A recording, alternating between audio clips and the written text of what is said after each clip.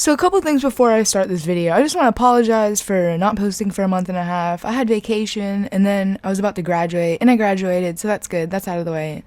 And second, I want you guys to go subscribe to Cisco Films. He posts a bunch of story videos just like me, so go check him out. Now let's get into this story. Now this story takes place back in 2016 and summer vacation had just started and I was hanging out at a friend's house named Brad. And Brad, he was the guy. He had all the drugs. He was always high. He had the weed, he had the prescriptions. This guy had connections to everything. And on this day, we're chilling, we're smoking a blunt together, and he's telling me about this ecstasy he just got, and how he wants to test it with his new testing kit. And guys, I can't stress this enough, test your drugs.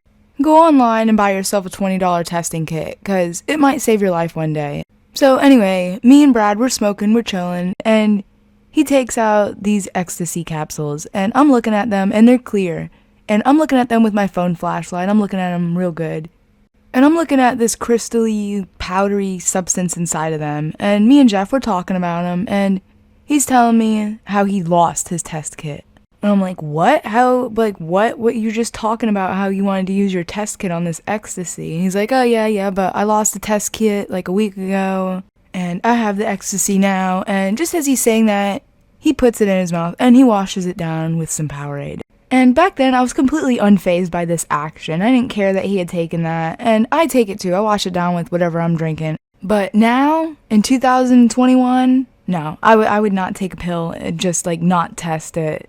And even if I did test it, like, pills are just so sketchy to me nowadays. Like, everything's so fake. Everybody's just trying to make money and stuff. It's just not worth it, you know? Stick to your weed.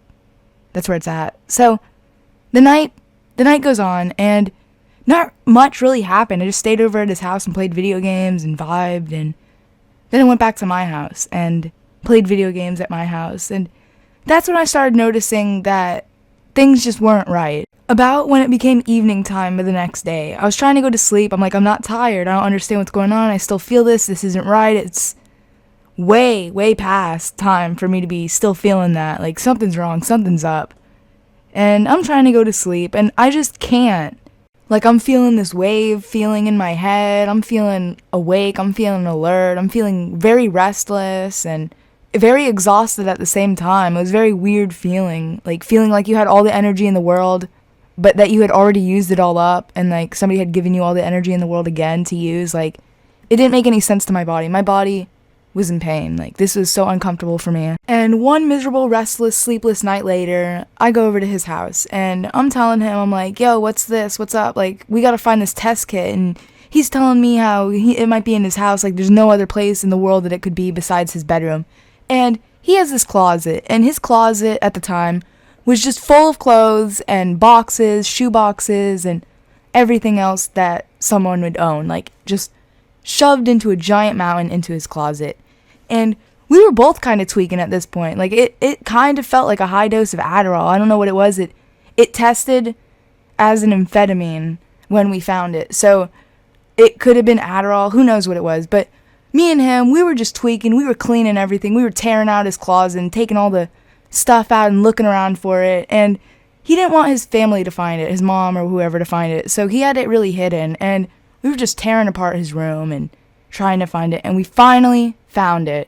And Brad, he's getting the test all set up, he's getting the pill out, and he's got a mug, and he puts the mug upside down, and he puts a little droplet of the solution from the test kit on top of the mug, and he's opening up the capsule, he's pouring a little bit on top of the solution, and he's waiting, he's sitting there, he's looking at it all intensely and stuff, and I'm sitting there anxiously waiting. I'm like, what's gonna be the results? And a minute later, he tells me, and he's like, well, it tested as amphetamine.